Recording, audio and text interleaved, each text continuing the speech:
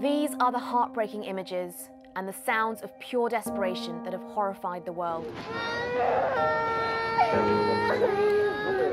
They're among the thousands of kids in America who have been forcibly removed from families caught crossing the border from Mexico. That includes babies and toddlers. Campaigners say no other country on earth has taken children away from their parents in this way. But it's happening every day, and it's legal. They're the victims of Donald Trump's new zero-tolerance policy on the rising number of illegal immigrants fleeing violence and poverty in Central America. Before, those caught at the border were given a charge for a first-time offence and told to appear in court. Under the new rules, the adults are being detained, prosecuted, and jailed. So their children are deemed unaccompanied minors and moved into detention centres. That includes this converted Walmart in Texas. Currently, around 2,000 children a month are being penned in behind chain-link fences. But the Department of Homeland Security insists they're not cages, they're shelters. The short-term effect is obviously traumatic. Those panicked cries set off elevated levels of stress hormones, raising the heart and blood pressure and anxiety levels. The Office of Refugee Resettlement, who are looking after the children, insist they're well cared for. They're fed, educated, given medical care, and they can watch TV. The children are being held for around 50 days on average, but some are believed to have been detained for months, and others are getting lost in the system.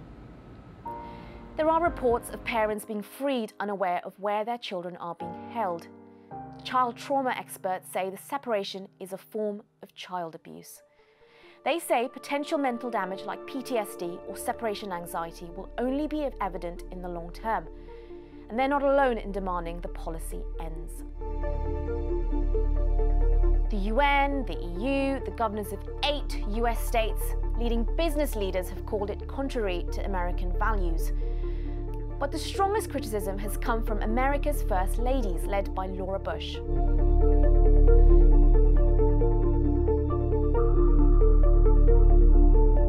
Even Melania Trump has spoken out via a spokesperson saying she wants a country that governs with heart.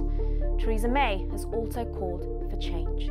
Pictures of children being held in what appear to be cages are deeply disturbing.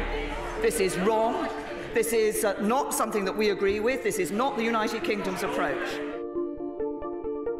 The United States will not be a migrant camp, and it will not be a refugee holding facility. It won't be. You look at what's happening in Europe, you look at what's happening in other places. We can't allow that to happen to the United States, not on my watch.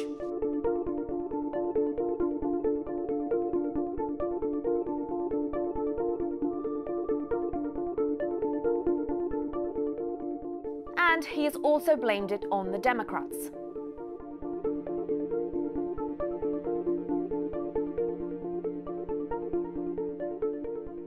Those in support of the policy say child separation is exactly what happens across the US when a parent commits a crime.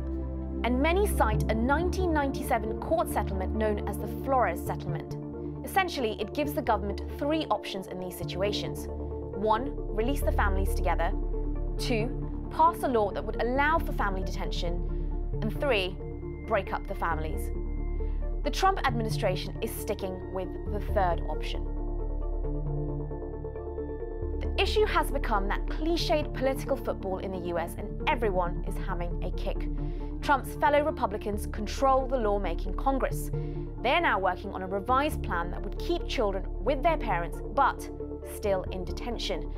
Trump has indicated he'll support any immigration bill that's passed. He also wants billions more funding for border security, including his controversial US-Mexico wall. But the Democrats say no law is needed. They say it's up to Trump to use his power to reverse the new zero-tolerance policy without a change of law. So until there's a breakthrough in Washington, the cries of the children on the Mexican border will remain unanswered.